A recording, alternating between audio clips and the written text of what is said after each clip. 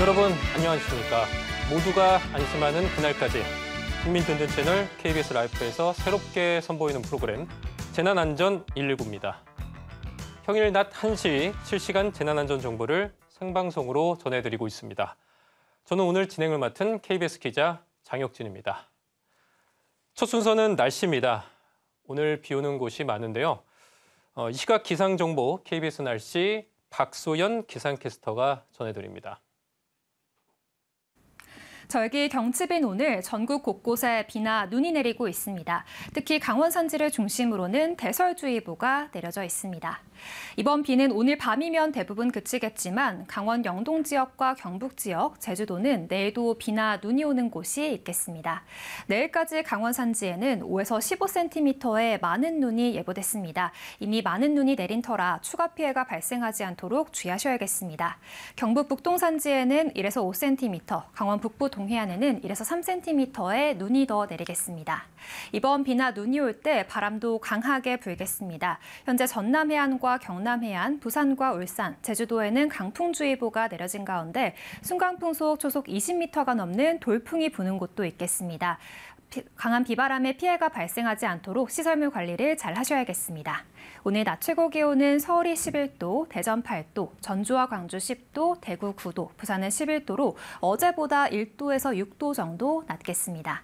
바다의 물결은 대부분 해상에서 최고 4에서 5m로 매우 높게 일겠습니다. 오늘 밤부터 영남 해안과 제주 해안에는 높은 널이 밀려오는 곳이 있겠습니다. 해안가 접근을 자제하셔야겠습니다. 이번 주 후반에는 대체로 맑은 날씨가 이어지겠고 대부분 지역의 아침 기온이 영하권으로 떨어지겠습니다. 지금까지 날씨 전해드렸습니다. KBS 기상캐스터의 날씨 들으셨습니다만 오늘 비가 많이 내리고 있습니다. 이번에는 전국 방방곡곡 15,000곳을 연결한 저희 KBS 재난감시 CCTV 영상으로 이 시각 주요 장소 몇 곳을 살펴보겠습니다. 먼저 부산 수영의 밀락항 앞입니다. 이제 부산 마린시티의 모습이 보이고 있는데요. 빗줄기가 매우 국습니다. 또 해안가 파도도 거세게 치고 있는 모습입니다. 오늘은 절기상으로 경칩입니다만 비가 많이 내리면서 미세먼지가 많이 씻겨 나갈 것으로 예상이 되고 있습니다. 다음 보고 계신 곳은 전남 신안의 가거도 모습입니다. 보시는 화면처럼 내항 쪽 파도도 높은 상황이고요. 하늘도 뿌옇습니다. 섬 주민분들께서는 바다 소식에 귀 기울이셔야겠습니다. 지금 보고 계신 곳은 제주 도남동 일대입니다. 카메라에 빗방울이 많이 맺혀 있는 모습이어서 지금 어떤 상황인지 잘 확인은 되고 있지 않습니다만 이제 기상 소식에 귀 기울이셔야겠습니다. 이어서 교통 상황 살펴보겠습니다. 이 시각 전국의 고속도로 상황 어떤지 또 사고 난 곳은 없는지 보시겠습니다. 한국도로공사 연결합니다. 함께 보시죠. 네, 오늘 고속도로는 정체가 심하진 않지만 앞서 보신 것처럼 도로 곳곳도 비와 눈으로 젖어 있어 걱정이 됩니다. 특히 강원 영동 지방은 눈비가 섞여 내리는 곳이 많은데요. 많은 양의 눈 예보가 내려져 있죠. 기상 정보를 잘 확인해 주시고 길이 이렇게 조금이라도 젖어 있다면 앞차의 차 간격을 더 여유롭게 두시기 바랍니다. 이어서 전자지도로 수도권 상황 보실 텐데요. 이 지도에서 빨간색 구간들이 정체, 노란색이 서행, 그리고 초록색은 소통 완화를 나타내고 있습니다. 정체 구간이 많지 않아 보이죠? 다만 1번 경부고속도로 부산 쪽 동탄 분기점은 작업 때문에 속도가 떨어지고 있고요. 서울 쪽 판교 분기점에서 반포 지나는데 지금은 15분 정도면 충분합니다. 30번 고속도로 이어서 보겠습니다. 청주 영덕선인데요. 청주 쪽 화서 부근에 사고가 있었지만 조금 전에 다행히 사고 처리는 마무리가 됐고요. 하지만 3km 구간 영향을 받습니다. 이 구간은 비가 내려서 터널 내부도 타이어 때문에 젖어 있습니다. 터널 안에서도 감속 운전에 조금 더 신경 써주시기 바라고요. 지금 충청과 충청 이남 곳곳으로 노면이 젖어 있는데 다행히 지금 기상 여건 때문에 오늘은 작업 구간은 많지가 않습니다. 동탄 분기점은 그래도 부산 쪽 1, 2차로를 잘 살피셔야겠는데요. 작업으로 3km 구간 영향을 받고요. 서울 쪽은 시구간 정체, 양재부터 반포까지 6km 구간 이어집니다. 한편 앞에서 보신 것처럼 영동 우선 강원권 곳곳으로는 눈이 내리고 있습니다. 많이 미끄러울 수 있기 때문에 계속해서 감속 운전으로 미끄럼 사고를 막아주셔야겠고요. 지금 흥성휴게소 부근에는 3차로에 버스가 고장나 있습니다. 강릉 쪽인데요. 특히나 장거리 이동할 때에는 타이어 등 차량 점검에도 꼼꼼히 신경 쓰셔야겠죠. 용인 부근은 인천 쪽 1차로에 작업이 있어 역시나 주의가 필요합니다. 앞을 보지 않고 달리는 건 눈을 감고 달리는 것과 마찬가지죠. 지금 보시는 영상은 지난주 수요일 남해 이지선 가락나들목 부근에서 발생했던 사고 모습인데요. 대형 화물차가 정체로 서 있던 승용차와 승합차, 화물차 등 차량 7대를 연쇄 추돌했었고요. 운전자 3명의 소중한 목숨까지 앗아간 사고였습니다.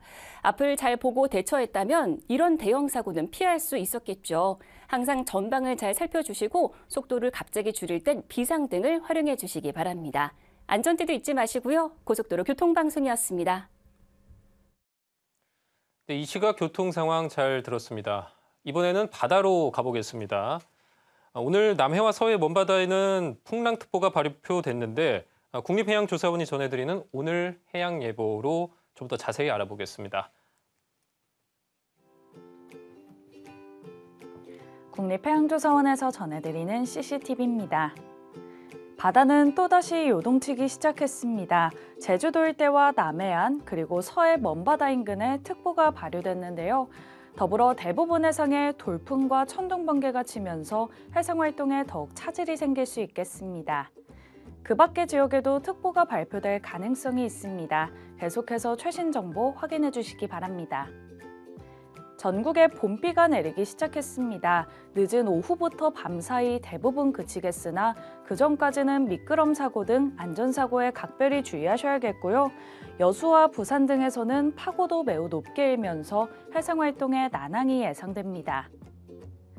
군산 조이관측소입니다. 비가 내리면서 화면에 빗방울이 많이 묻어나 있죠. 다행히 파고와 바람은 해상활동에 무리 없는 편이 되겠습니다. 물살이 빠르게 오르고 있는 여수의 모습인데요. 여수는 전해역을 통틀어 파고 가장 높게 일겠습니다. 약 2.5m 내외가 예상되고요. 더불어 강한 흔들바람이 해상활동을 방해할 수 있겠습니다. 모슬포 조이관측소입니다. 강한 바람으로 인해 화면이 심하게 흔들리고 있습니다. 오늘 제주도에서는 초속 14m 안팎의 강풍이 불겠고요. 설상가상으로 파고마저 높겠습니다. 바다는 소조기에 접어들었습니다. 이 시기에는 평소보다 고조시 해수면의 높이가 낮아지고 조차 또한 더 작아지는데요. 오전 9시 이후 제주에서는 오후 1시 30분경에 저조가, 오후 6시에는 고조가 나타나겠습니다. 이때 조차는 약 20cm로 예상됩니다. 이어서 조류 정보입니다. 여수해만에서는 오전 9시 이후 총 3번의 최강유속이 나타나겠습니다. 예상 발생 시각은 오전 9시 30분경과 오후 3시경, 그리고 밤 9시경이 되겠고요. 유속은 0.2노트 내외로 모두 비슷하다는 점 참고하시죠. 끝으로 항해경보 정보입니다. 합동참모본부는 동해안 대진항 부근에서 해상 사격 훈련을 실시합니다. 3월 5일과 7일 이틀간 진행되며 시간은 16시부터 22시까지입니다. 이상 CCTV였습니다. 이번에는 소방청 연결해서 오늘의 화재, 구조, 구급 상황 알아보겠습니다. 송준형 소방사님이 연결돼 있습니다. 소방사님, 지금까지 들어온 화재나 구조, 구급 소식 전해주실 수 있을까요? 네. 4일 오전 9시 50분쯤 부산 사하구에 정박해 있던 선박에서 불이 나서 1시간 만에 꺼졌습니다. 다행히 인명피해는 없었는데요. 관계자는 갑판 데크 교체 작업 중에 용접 불티가 기관실로 튀어 화재가 발생했다고 말했습니다. 용접을 할 때는 불티가 어디로 튈지 모르기 때문에 항상 주의가 필요한데요. 그래서 주변에 탈 수 있는 물건들은 꼭 치우고 소화기와 같은 진화 대책을 마련한 뒤에 작업하실 것을 당부드립니다. 4일 오후 4시 20분쯤에는 서울 금천구에 위치한 한 치킨집에서 불이 났습니다. 불은 옆 건물인 가산 디지털 단지역 1층 상가로 번지던 중에 소방대에 의해 진압됐는데요. 관계자는 과열된 기름을 교체하는 과정에서 불이 났다고 말했습니다. 주방에서 식용유와 같은 기름을 사용할 때는 물로 불이 꺼지지 않기 때문에 각별한 주의가 필요한데요. 주방용 소화기인 K급 소화기를 비치해 두고 소화기 숙지법을 꼭 기억해 주시면 좋겠습니다. 5일 자정쯤 경기 이천시 신둔면에 위치한 비닐하우스에서 불이 났습니다. 불이 인근 비닐하우스와 컨테이너로 옮겨 붙어서 진화하는 데까지 4시간 가까이 걸렸는데요. 이 불로 20대 남성과 60대 여성이 화상을 입어 병원으로 이송됐습니다. 비닐하우스 내부에 있던 전기 보일러에서 불이 난 것으로 보고 정확한 화재 원인은 조사 중에 있습니다. 오늘 오전 7시쯤 세종시 전해면의 한 제조업 공장에서 불이 났습니다. 화재의 규모가 커서 소방당국은 대응 1단계를 발령해서 화재 진압을 실시했고요. 지금 큰 불은 잡혔지만 잔화 정리까지는 다소 시간이 걸릴 것으로 보입니다. 지금까지 소방청에서 전해드렸습니다. 이번에는 소방청이 제작한 기획 영상입니다. 요즘 캠핑들 많이 가실 텐데요. 야외에서 텐트에서 주무시는 경우도 많은데 좀 춥다고 텐트 안에 장작이나 조개탕 같은 걸 떼는 경우가 많은데 매우 위험하다고 합니다. 소방청에서 위험도 실험 영상과 예방 요령을 소개하고 있는데요. 함께 영상 보시겠습니다.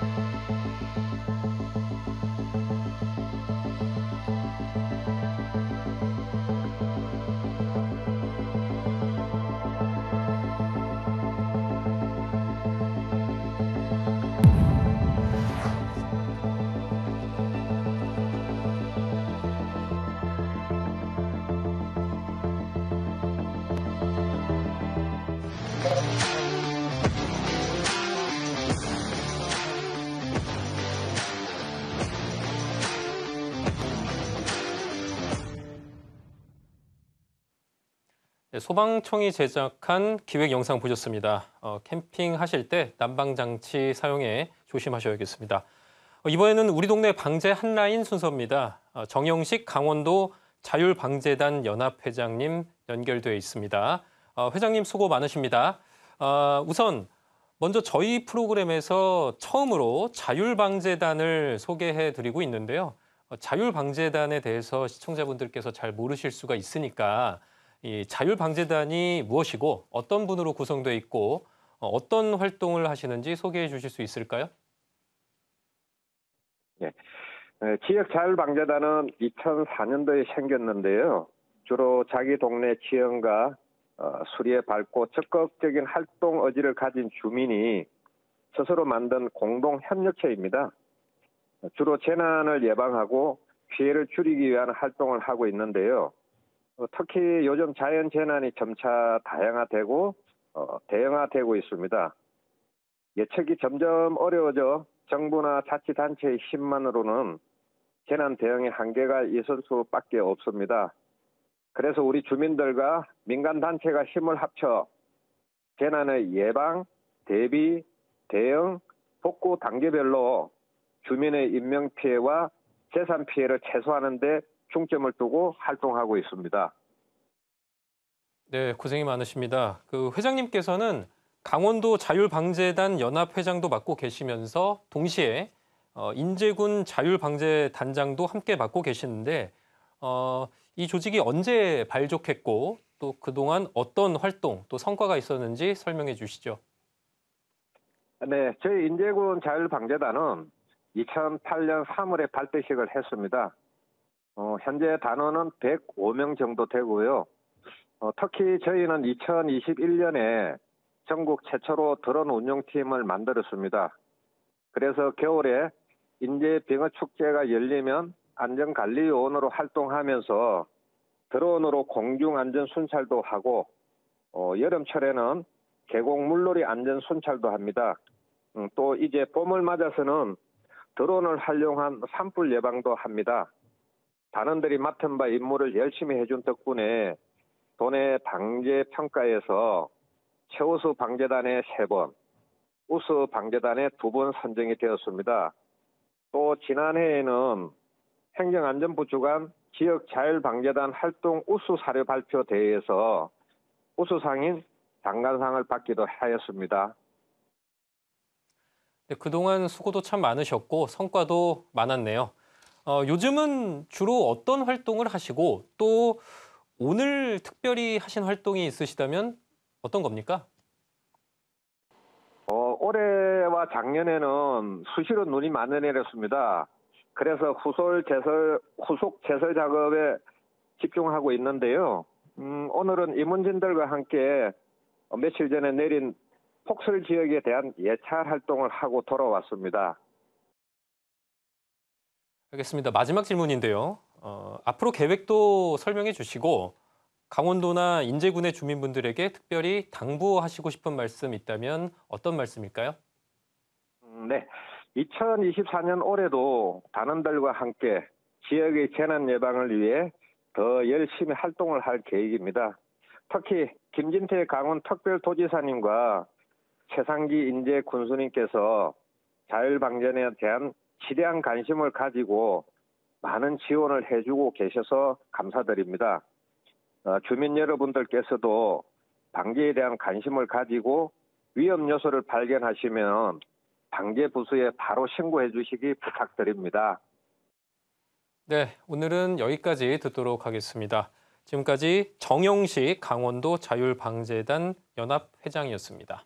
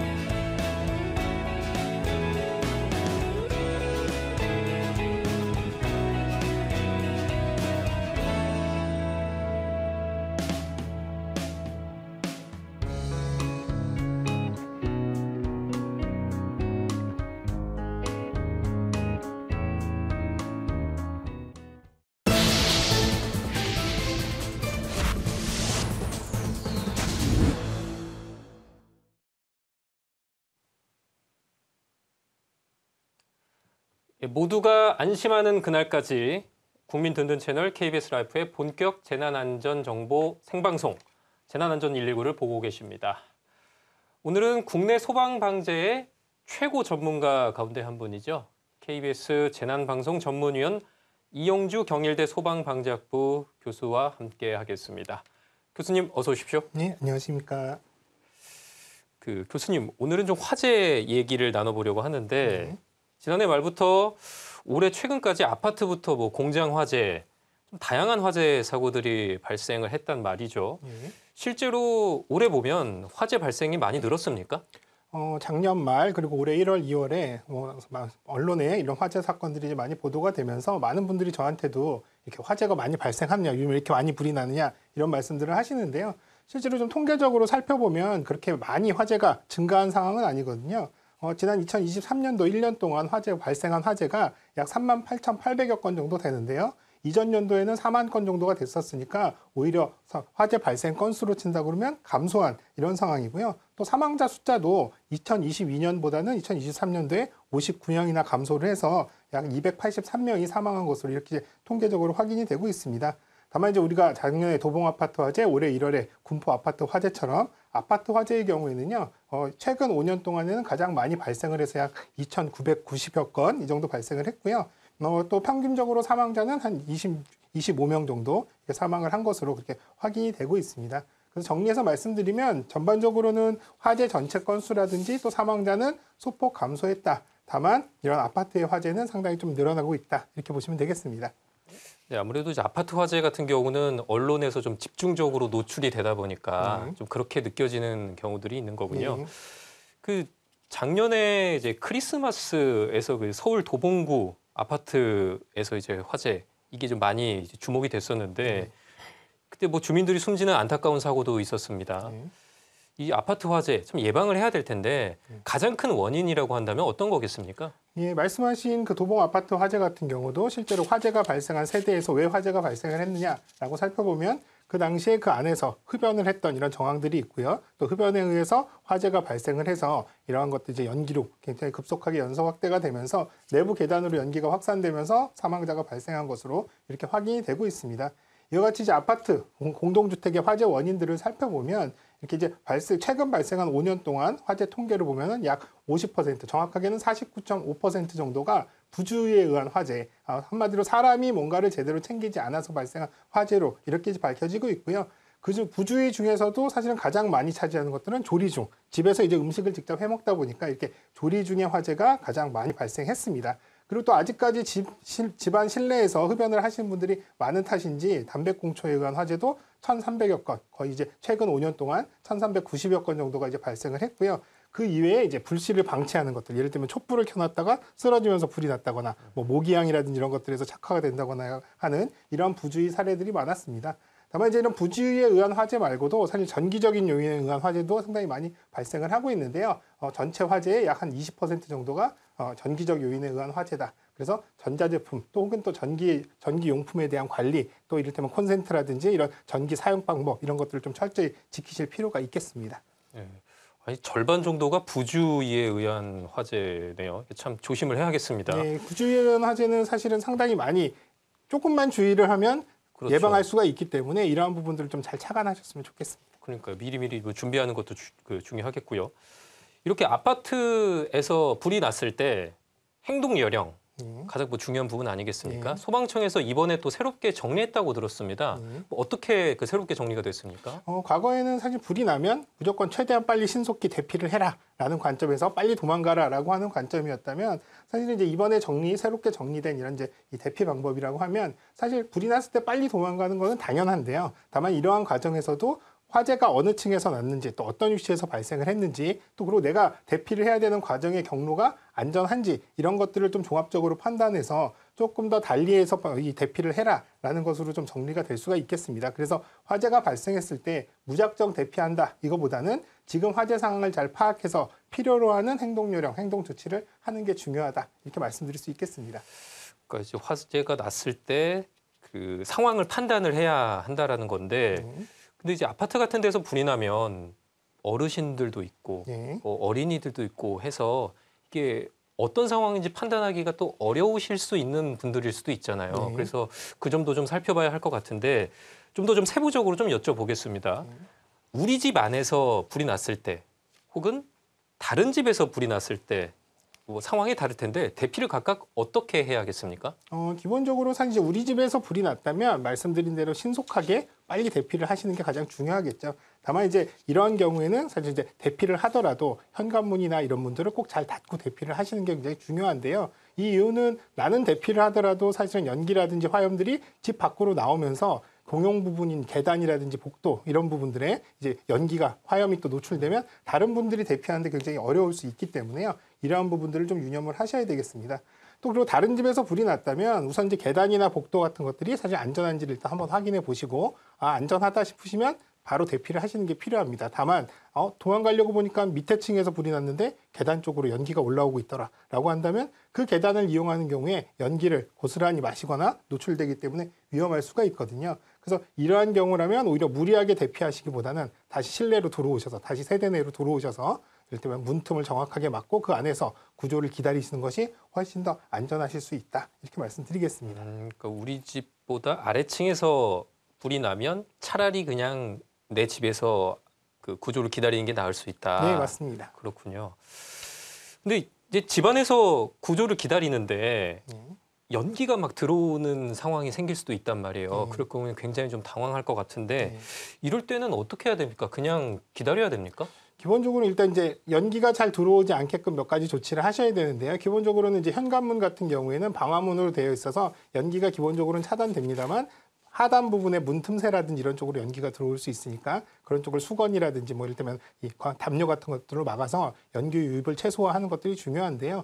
혹시라도 실내에 계신 동안에 이제 창밖으로 연기가 이제 창밖에서 안쪽으로 연기가 들어온다 싶으시면 창문을 닫아서 연기가 들어오는 것들을 일시적으로 막아주는 것들도 가능합니다. 다만 문제는 창문을 무조건 닫아라라고 말씀드리지는 못하는 게 이미 집 안에 연기가 상당히 차 있다면 오히려 창문을 닫아놨을 때 질식될 우려가 있거든요. 그래서 오히려 집 안에 연기가 많이 차 있는 상황이라면 창문을 열어주는 게 맞고 오히려 바깥쪽에서 집 안으로 연기가 들어오면 창문을 닫아주는 게 맞으니까 이런 것들도 조금 더 판단이 필요하다고 생각이 되고요. 다만 이렇게 연기가 많이 차서 정말 도저히 그 안에서 구조를 기다리기가 어렵다라고 한다면 대피를 하셔야 되는데요. 이렇게 대피를 할 때도 무작정 뛰어내린다 이런 것보다는 집 안에 피난기구라든지 혹은 또 대피 공간 혹은 또 대피 공간의 대체 시설 이런 것들이 설치되어 있거든요. 그래서 우리 집 안에 어떤 대피할 수 있는 수단이 있는지를 사전에 아시고 그 위치나 사용법 같은 것들을 잘 숙지하실 필요가 있겠습니다. 이게 상황에 따라 어떻게 대처해야 하는지 여러 그 방법들이 있네요. 네. 그때 상황마다 판단을 해야 되니까 미리 좀 숙지하고 준비하는 게 중요할 예, 것 맞습니다. 같습니다. 사전에 좀 충분한 정보랑 또 그런 교육 훈련들이 필요합니다. 근데 요즘 그 아파트에서 불이 나는 거 보면 지하 주차장에서 불이 나는 경우도 많습니다. 특히 전기차를 타고 다니시는 분들이 많아지면서 전기차 화재가 뭐 아파트에서 크게 확대되는 경우들도 종종 있는 것 같은데 아무래도 이 지하 주차장 불이 피해가 큰 이유는 좀 통풍이 안 되고 또 지하에 있다 보니까 좀 그런 점들이 큰 겁니까? 예, 맞습니다. 사실 뭐 지하 주차장도 마찬가지입니다만 지하 공간 자체가 사실 화재가 났을 때는 지상에 있는 오픈되어 있는 공간보다는 훨씬 열악한 상황입니다. 왜냐하면 화재가 발생했을 때 열이나 연기들이 바깥으로 배출될 수 있는 계구부들이 없기 때문에 그 안에 빨리 또 많이 쌓이게 되는 이런 상황들. 그래서 화재 확대나 연기 확대가 굉장히 빠르게 이루어지고요. 또 지하 공간은 사실 이제 계구부가 없다 보니까 산소 공급이 원활하지 않다 보니까 화재가 발생하더라도 불완전 연소에 의해서 연기가 굉장히 더 많이 발생을 하게 되거든요. 또 한편으로는 사람들이 지하에서 대피를 할 때는 지상으로 한마디로 계단을 올라가면서 이렇게 대피를 해야 되는데 이런 상황에서 연기도 사실은 낮은 곳에서 높은 쪽으로 이동하다 보니까 사람이 대피를 하는 이동 경로상에 계속 연기가 노출되는 이런 위험들이 있죠. 그렇기 때문에 이런 화재가 발생했을 때 위험성이 크다. 또 한편으로는 소방대들도 이렇게 이제 심한 농연이 쌓여있거나 열이 축적된 지하 공간에서는 신속하게 접근이 어렵기 때문에 화재 진압에도 상당히 곤란한 그러한 공간이다 생각이 됩니다. 그렇죠. 이제 지하 주차장에서 불이 나면 일단 연기에 노출된 가능성은 높지만 그럼에도 불구하고 최대한 빨리 지상으로 탈출하는 게 중요하군요. 네, 맞습니다. 차 안에서 기다리거나 이런 행동은 좀 위험한 거죠? 네, 지하 공간에서는 밀폐 공간이기 때문에 연기들이 그대로 사람들한테 바로 영향을 미칠 수 있기 때문에요. 신속한 대피 이런 것들이 중요하고요. 또 하나는 주차장에서 혹시라도 화재가 발생했을 때 자기 차를 끌고 나오겠다 이런 생각들은 절대적으로 좀 버리셔야 맞아요. 되거든요. 일단 차는 버리시더라도 내 몸 안전하게 이렇게 한다는 생각으로 빨리 차에서 내리셔서 신속하게 대피를 하시는 게 가장 중요하겠습니다.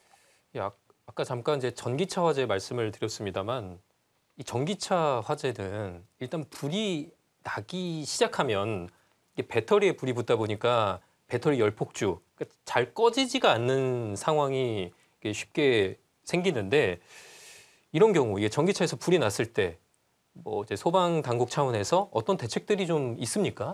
기본적으로는 지금 현재 전기차 화재 같은 경우는 일반 내연기관 차량과 또 유사하면서도 또 다른 화재 특성이 있는데요. 많이 발생하는 것들이 지금 이제 배터리 내부, ESS 내부에 열폭주에 의한 화재가 발생했을 때 상당히 좀 끄기가 어렵습니다. 왜냐하면 배터리 케이스 안쪽에서 발생하는 이 열폭주 현상이기 때문에 사실은 바깥쪽에서 물을 직접 주수를 하기 어렵고 또 이 열폭주 같은 경우는 질식소화나 이런 것들이랑도 상관없이 계속 반응을 하기 때문에요. 화재가 잘 꺼지지 않는 특성이 있거든요.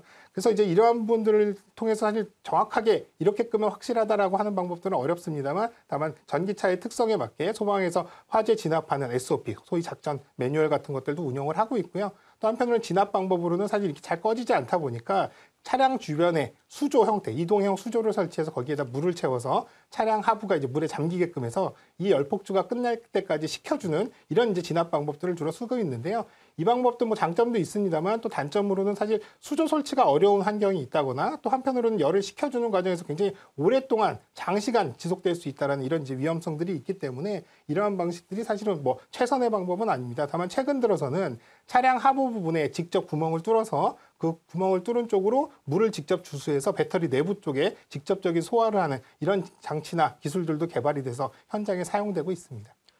그렇군요. 이번에는 좀 다른 사고 얘기를 나눠보려고 하는데요.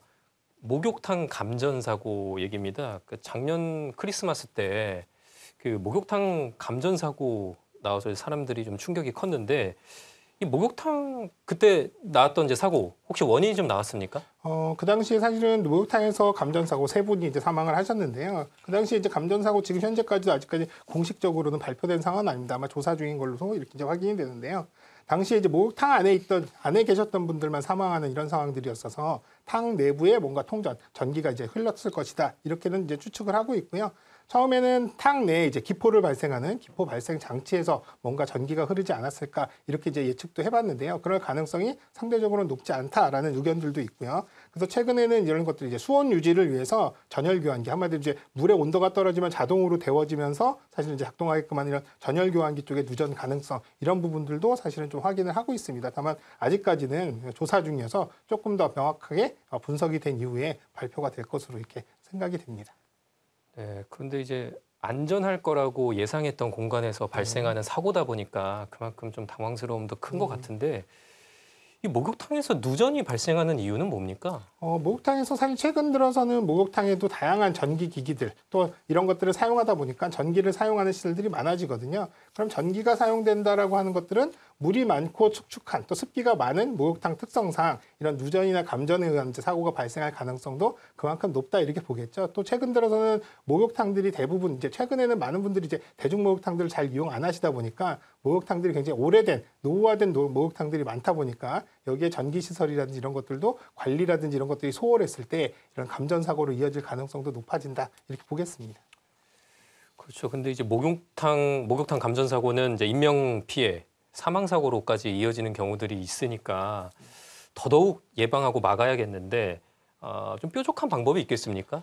사실 뭐 전기가 흐르는 상황들을 눈으로 직접 확인하기 어렵기 때문에 사실 예방을 하는 것들이 가장 중요하겠습니다. 그래서 실제로 이 업주들께서는 그 목욕장 내에 전기적인 안전에 관련된 부분, 차단기의 점검이라든지 주기적인 전기 점검 이런 것들을 좀 철저히 하실 필요가 있고요. 또 이런 차단기만 정확하게 잘 작동한다 하더라도 누전이 발생했을 때 차단이 되면서 위험에 대한 부분들을 상당히 좀 보완할 수 있기 때문에 정기적인 이런 점검에 대한 부분들이 굉장히 중요하겠습니다. 또 실제로 또 사용하시는 분들도 이런 노후화된 이런 이제 목욕탕들 이런 부분들은 항상 조심하셔서 이용을 하시는 게 좋겠고요. 다만 이제 감전이 됐을 때 오히려 예방하기가 어려워서 사실 발생을 했다 한다면 응급조치 이런 것들도 굉장히 중요하거든요. 무작정 감전된 분이 있다고 해서 도와드리려고 갔다가는 본인도 감전이 될 수가 있기 때문에 반드시 차단기를 내려서 전기를 차단한 이후에 이를테면 응급조치라든지 구조활동들을 하시는 게 맞겠고요. 또 이런 부분들이 어렵다면 사실 이제 전열이 되는 이를테면 장화라든지 혹은 또 고무장갑 이런 것들을 끼거나 혹은 나무막대기 같은 것들로 이 감전하시는 분을 이제 도와드리는 이런 것들이 좀 필요하겠습니다. 네, 이게 손님 입장에서는 대응하기가 참 어려운 사고잖아요. 네, 그러니까 업주분들 입장에서는 전기 안전 관리에 신경 써야겠습니다. 오늘은 여기까지 듣도록 하겠습니다. 지금까지 KBS 재난방송 전문위원이신 이영주 경일대 소방방재학부 교수였습니다. 교수님 고생 많으셨습니다. 네, 감사합니다. 재난안전 119 오늘 순서는 여기까지입니다. 내일 다시 뵙겠습니다. 시청해 주셔서 고맙습니다.